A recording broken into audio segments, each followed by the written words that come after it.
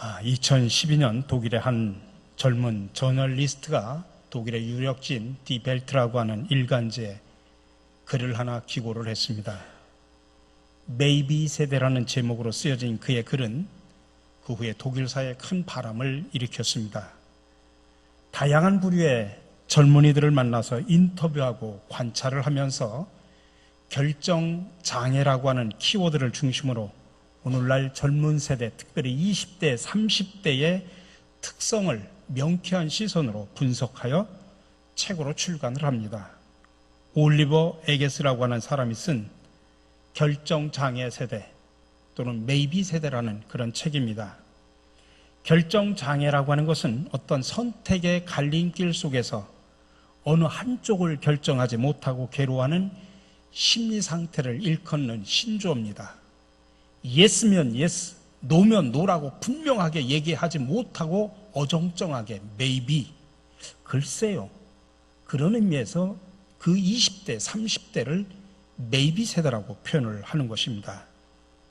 너나 할 것 없이 강한 개성을 지녔지만은 삶의 방향을 상실한 이 젊은 세대, 그게 바로 maybe 세대라는 이름으로 불려진다는 이야기입니다.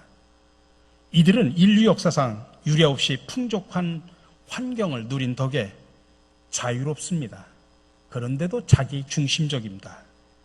그 어떤 세대보다도 자신의 몸을 가꾸는 데 열광하고 SNS로 사생활을 낱낱이 공유합니다. 삶의 의미를 끊임없이 물으면서도 짜릿한 즐거움을 꿈꾸는 몽상가들입니다.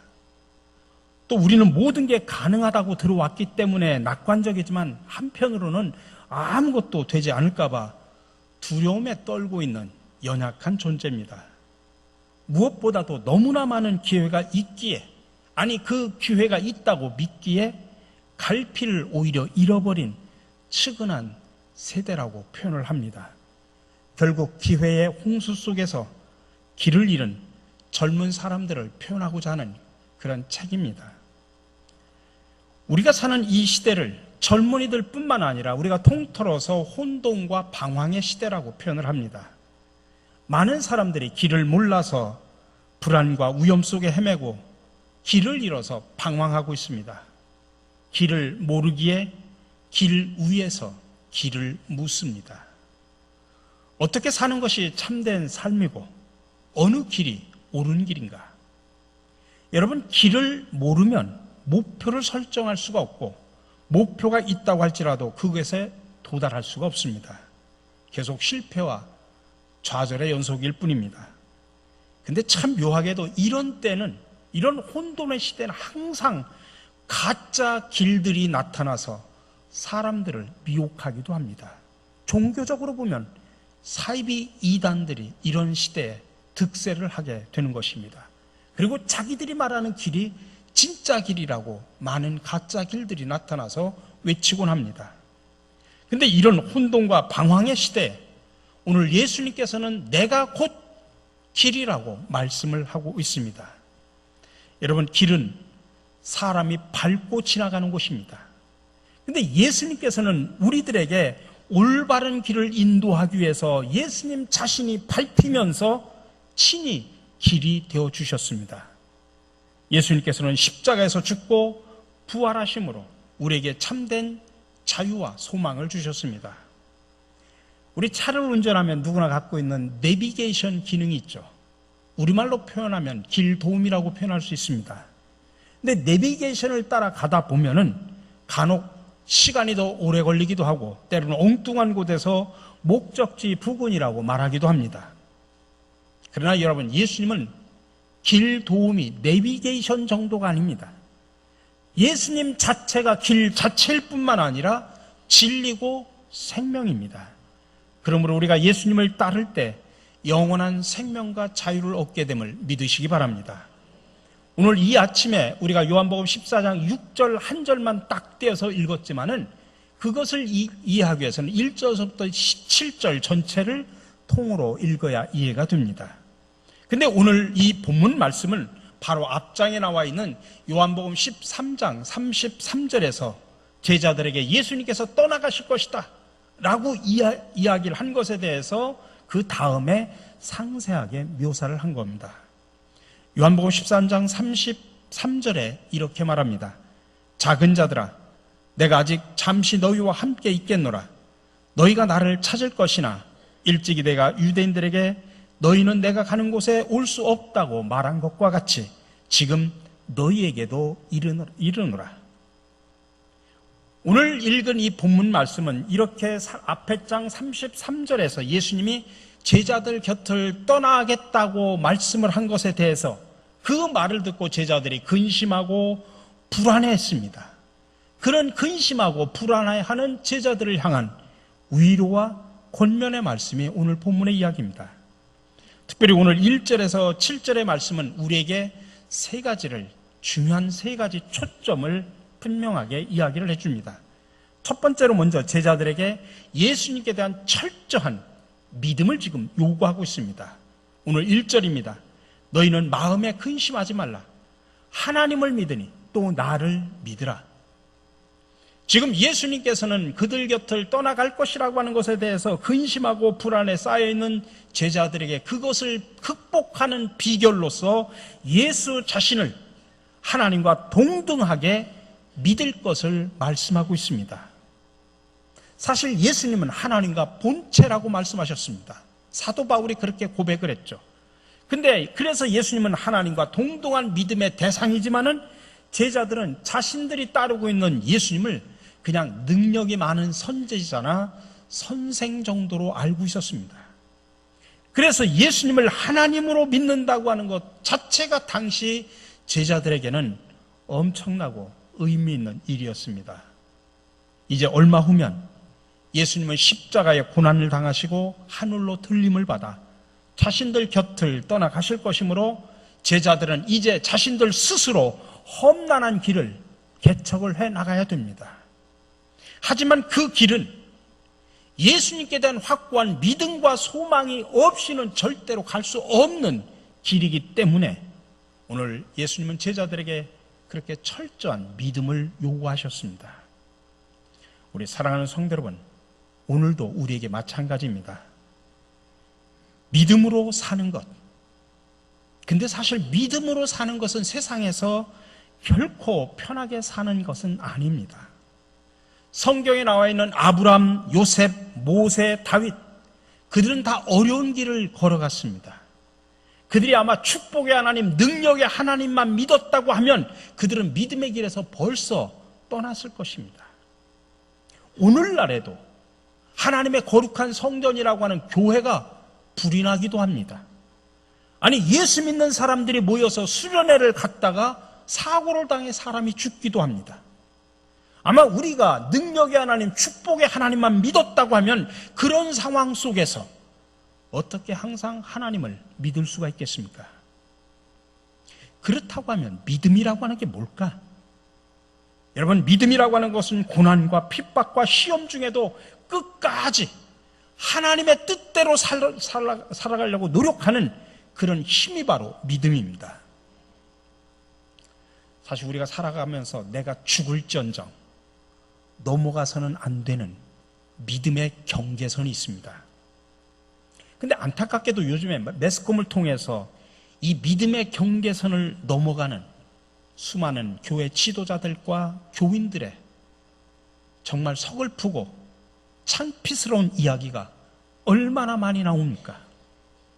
믿음의 경계선을 넘어가기 때문에 그렇습니다. 주변의 유혹은 너무 강하고 굶어 죽을 것 같은데 이 경계선을 넘어가지 않고 똑바로 나갈 수 있는 길이 뭐냐? 그게 바로 믿음의 힘이라는 이야기입니다. 여러분, 믿음이라고 하는 것은 보이지 않지만 하나님이 살아계시다. 하나님 우리를 사랑하고 계시다. 하나님의 나라가 분명히 있다. 거기에 대한 확신입니다. 이 확신만 있으면 여러분, 내가 고난을 당해도, 내가 핍박을 당해도, 내가 진리의 길을 가다가 그것이 좁은 길이고 사람들로부터 손가락질 받고 너무 힘든 길이라고 할지라도 순교의 길을 가게 되는 것입니다. 그거로 따지고 보면 여러분, 솔직히 이야기해 봅시다. 세상이 악한 게 아니라 사실은 우리의 믿음이 작고 우리의 믿음이 미지근한 것이 문제인 원인이었다 이 말씀이에요. 우리는 자꾸 세상 탓만 합니다. 세상이 너무 악하다. 여러분, 세상만 탓만 하지 마십시오. 여러분, 우리의 믿음이 얼마나 작습니까? 우리의 믿음이 얼마나 미지근하니 그래서 우리는 믿음의 경계선을 넘어갈 때가 얼마나 많이 있습니까?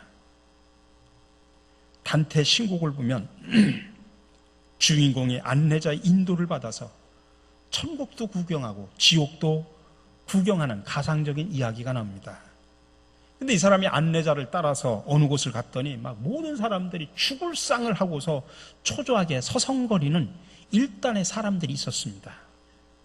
그들은 천국에서뿐만 아니라 지옥에서도 거절당한 사람들이었습니다. 천국에 들어갈 만큼 선한 사람들도 아니고 지옥에 쳐넣을 만큼 악한 사람도 못 되는 사람들이었습니다. 그때 안내자가 단테를 보고 이렇게 말을 했다고 합니다. 이 사람들은 하나님도 좋아하시지 않고 사탄도 좋아하지 않는 영원히 버려진 인간들입니다. 만나볼 가치가 없으니 그냥 지나갑시다. 여러분, 누구의 이야기일까요? 하나님도 좋아하시지 않고 심지어 사탄도 싫어하는 그런 버려진 인간들. 여러분, 우리가 이 세상에서 제대로 살려면 정말 흔들리지 않는 믿음을 가지고 정말 하나님이 덥석 안고 우리를 하나님 나라로 이끌어 갈 수 있을 만큼 뜨겁게 신앙생활 하시기 바랍니다. 이것도 저것도 아닌 미지근한 사람으로 사는 것은 결코 하나님 나라에 합당하지 않습니다. 참 제가 안타까운 것은 신앙생활하다가 뭐 하나 조금만 삐지고 뭐 하나 조금만 내 마음에 안 들면 훅 주저앉아 버립니다. 믿음이 뚝 떨어집니다. 넘어집니다. 너무나 우리의 믿음이 얼마나 작습니까? 여러분, 찬송가 545장의 가사처럼 이 눈에 아무 증거 아니 배워도 믿음만을 가지고 늘 걸으며 이 귀에 아무 소리 들리지 않아도 하나님의 약속 위에 굳게 서서 그 길을 걸어가시는 저와 여러분들이 되시기를 간절히 축원합니다. 두 번째로 오늘 본문은 이야기합니다. 우리 그리스도인들을 위한 예수님의 사역을 오늘 본문에서 잘 묘사하고 있습니다. 오늘 2절 3절의 이야기입니다. 내 아버지 집에 거할 곳이 많도다. 그렇지 않으면 너희에게 일렀으리라. 내가 너희를 위하여 거처를 예비하러 가노니 가서 너희를 위하여 거처를 예비하면 내가 다시 와서 너희를 내게로 영접하여 나 있는 곳에 너도 있게 하리라. 예수님께서는 자신이 십자가에서 죽으신 후 부활하셔서 제자들 곁을 떠나가시는 이유는 장차 제자들이 거하게 될 천국을 예비하기 위함이라는 것입니다. 그리고 천국의 처소가 예비되면 다시 오셔서 재림의 주로 오셔서 믿는 자들을 영접하시고 당신 계신 곳으로 데리고 가서 거기에서 영원히 가치 있게 하시겠다라고 하는 위대한 약속을 지금 우리에게 주고 있는 것입니다.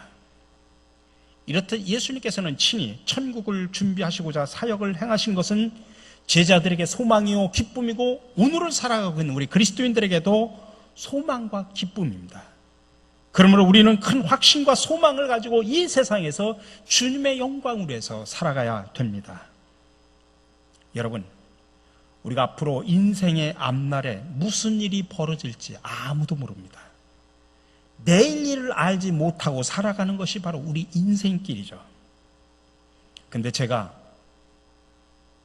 한 30여 년 넘게 목회를 하다 보니까 영안이 열려가지고 제가 여러분들에게 두 가지 확실한 미래에 대한 예언을 해줄 수가 있어요. 근데 그 예언은 정확하게 들어맞는 예언입니다. 첫 번째로, 여러분은 언젠가 꼭 죽게 될 것입니다. 이 예언은 꼭 맞아들 겁니다. 여기서 예외되는 사람은 한 사람도 없을 것입니다. 또 한 가지 제가 분명한 예언을 한다고 하면 여러분이 세상을 살면서 앞으로 어떤 사람을 만날지 모르겠지만 꼭 한 사람을 꼭 만나게 될 겁니다. 그분이 바로 예수님입니다. 틀림없는 사실입니다. 근데 여러분, 문제는 우리의 미래에 꼭 일어나게 될 일, 죽음에 대해서 예수님을 만날 것에 대해서 많은 사람들이, 아니 믿는 사람들조차도 무관심하게 살아갑니다. 다시 말해서 나에게 죽음이 올 것이라고 하는 것을 잊어버리고 살아갑니다.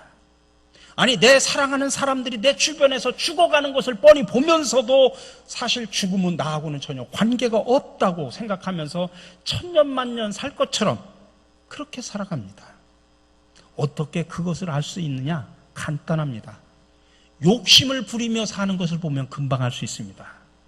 여러분, 욕심을 부린다고 하는 것은 자기가 죽을 사람이라고 하는 것을 모르며 산다는 말하고 똑같은 말입니다. 또한 언젠가 예수님을 꼭 만나게 될 것이라고 그러한 사실을 모르고 살아가는 사람들이 얼마나 많은지 모릅니다. 그 사실을 안다고 하면 여러분 이렇게 신앙생활 하시겠습니까? 언젠가 내가 죽으면 예수님을 꼭 만나게 될 것이다 라고 믿는다고 하면 지금처럼 내가 신앙생활을 할 수 있겠느냐 이 말씀입니다. 그러므로 이 두 가지 사실을 우리는 분명히 잊지 않고 살아가는 것이 너무나 중요한 것입니다. 이 두 가지 사실을 잊지 않는 것이 지혜로운 사람입니다. 우리가 인생을 제대로 살지 못한다고 하는 것은 따지고 보면 다른 게 아닙니다. 이 두 가지 사실을 잊어버리고 살기 때문에 그렇습니다. 내가 다시 와서 너희를 내게로 영접하여 나 있는 곳에 너희도 있게 하리라고 하는 이 주님의 약속을 기억하시면서 이 세상 속에서 든든한 믿음을 가지고 주님의 영광으로 쓰임받는 저와 여러분들이 되시기를 간절히 축원합니다.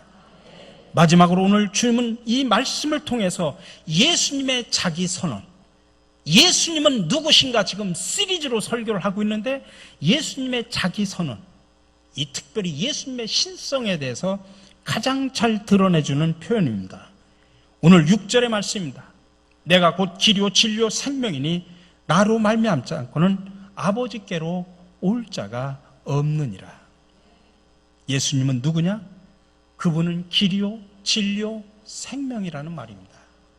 근데 이게 이제 원어에 따라서 조금 약간 번역 성경에 따라 좀 다르게 나오는데 초대 교부들은 이것을 어떻게 생각하냐면 여기서 길, 진리, 생명이 동격으로 나옵니다만은 엔드 영어로는 그렇게 표현을 합니다만은 그들은 그렇게 번역하지 않고 가장 중요한 게 길이라고 하는 게 중요하다. 길이라고 하는 게 중요한 건데 나머지 진리와 생명은 그 길을 수식해주는 보호다라는 이야기입니다. 예수님은 길인데 어떤 길이냐? 진리의 길이다. 생명의 길이다 이 말씀입니다. 진리로 가는 길, 생명을 얻는 길이다 이 말씀입니다. 여러분, 예수님께서는 정말 진리와 생명의 원천인 하나님께로 가는 길이요, 또 예수님 자신이 사람들에게는 진리와 생명이 되심을 믿으시기 바랍니다. 우리가 성경적으로 보면 아담의 범죄 이후로 그동안 우리 인간은 하나님께로 나가는 길이 막혀버렸습니다. 근데 예수 그리스도의 십자가 사건으로 인하여 그 막혔던 길이 개통이 됐습니다. 그러니 우리 인간은 오직 예수로만 하나님 앞에 나아갈 수 있고 구원을 얻을 수 있게 됐다는 사실을 여러분들 믿으시기 바랍니다. 그러면 그 길을 거부하는 자들은 결국 진리를 거부하는 것이고 생명을 거부하는 것이나 마찬가지입니다. 이슬람 교도였던 한 사람이 성경을 읽다가 예수님이 누구인지 바로 알고 깨닫고 난 다음에 예수님을 영접하고 기독교로 개종을 했습니다. 근데 나중에 그는 붙잡혀서 이슬람 공동체 집회에 와서 신문을 받았습니다. 이들이 너는 왜 마호메트를 배신하고 기독교로 개종을 했냐? 그렇게 신문을 하자 그가 이렇게 말했답니다. 제가 세상을 살면서 길을 잃어버렸습니다. 근데 가다 보니 옆에 죽은 사람이 한 사람 누워있고 그 옆에는 산 사람이 있었습니다. 그렇다면 누구에게 길을 물어야 됩니까? 그러자 거기에 신문하던 많은 사람들이 너 지금 우리를 놀리는 거야? 당연히 산 사람에게 길을 물어야지. 그렇게 말하자 이 사람이 이렇게 대답을 했습니다. 제가 보니 마호메트는 죽어서 그 무덤이 메카에 있고 예수님은 죽었지만 무덤이 없이 살아났습니다. 그러므로 죽은 마호메트에게 가서 길을 묻는 대신에 살아계신 예수님한테 길을 물어야 당연한 것 아닙니까? 라고 대답을 했다고 합니다. 여러분, 많은 사람들이 인생의 참길을 찾기 위해서 헤매지만 어제나 오늘이나 영원토록 동일하고 변함없는 길은 예수 그리스도 우리 주님 한 분뿐임을 여러분들 믿으시기 바랍니다. 내가 곧 길이요 진리요 생명이니 나로 말미암지 않고는 아버지께로 올 자가 없느니라. 종교개혁자 칼빈은 이 본문 한 구절을 이렇게 번역을 했습니다. 이렇게 해석을 했습니다. 예수님께서 말씀하신 길이란 시작을 의미하는 것이요, 진리란 과정을 의미하는 것이며 생명은 그 결과로서의 종착점을 의미하는 것이다. 참 심오한 해석을 했습니다. 이 말을 쉽게 풀어 설명하면 이렇습니다. 모든 인간이 예수님이라고 하는 길을 통하여 바른 길을 가게 되면 반드시 진리에 이르게 되고, 예수님이라고 하는 진리를 통해서 계속 나가게 되면 반드시 생명, 영원한 생명을 얻는다고 하는 이야기입니다. 그래서 우리는 예수님은 우리 인생의 처음과 나중이요 모든 것이 되신다라고 고백을 하는 것입니다. 시편 84편 5절에서 이렇게 말합니다. 마음에 시온의 대로가 있는 자는 복이 있다. 여러분, 시온이라고 하는 것은 하나님이 계신 곳을 말합니다. 하나님의 대로로 가는 사람은 복이 있다. 근데 그 하나님의 대로로 나가는 대로가 누구냐? 그게 바로 예수님이라는 이야기입니다. 그래서 오늘 예수님은 내가 곧 길이라고 말씀하는 것입니다. 우리 사랑하는 성도 여러분, 지금까지 살아오시면서 답답하고 막막한 그런 인생길에서 나는 살 길이 없다고 생각하신 분들이 계십니까? 아닙니다. 예수님이 살 길임을 믿으시기 바랍니다. 나는 지금까지 복 받는 길이 없다라고 그렇게 생각하면서 살아온 분들이 계십니까? 아닙니다. 예수님이 복 받는 길임을 믿으시기 바랍니다. 나는 대책이 없습니다. 그렇게 살아오셨습니까? 아닙니다. 예수님이 바로 그 대책의 길이 되심을 믿으시기 바랍니다. 오늘도 길을 잃고 방황하는 수많은 사람들을 향하여 주님은 동일하게 말씀하십니다. 내가 곧 길이요 진리요 생명이니 나로 말미암지 않고는 아버지께로 올 자가 없느니라. 함께 기도하겠습니다. 사랑의 주님, 길을 잃고 헤매는 우리들에게 내가 곧 길이요 진리요 생명이라고 말씀하신 주님을 찬양하고 경배를 드립니다. 그러나 우리는 지금까지 엉뚱한 곳에서 인생의 길을 찾으며 방황해 왔음을 솔직히 고백합니다. 특별히 자본주의의 노예가 되어 성공과 물질이 있는 곳이 마치 진리의 길이고 인생의 길이고 축복받는 길이고 생명의 길인 것처럼 착각하며 이기심과 탐욕을 가지고 끊임없이 달려왔습니다. 주여, 이 시간 참회하오니 용서하여 주옵소서. 이제부터 주님이 가신 그 길이 진리고 생명임을 바로 알아 담대하게 걸어갈 수 있는 용기와 믿음을 허락하여 주옵소서. 오늘도 변함없이 우리의 길이요 진리요 생명이 되시는 예수 그리스도의 이름으로 기도드립니다. 아멘.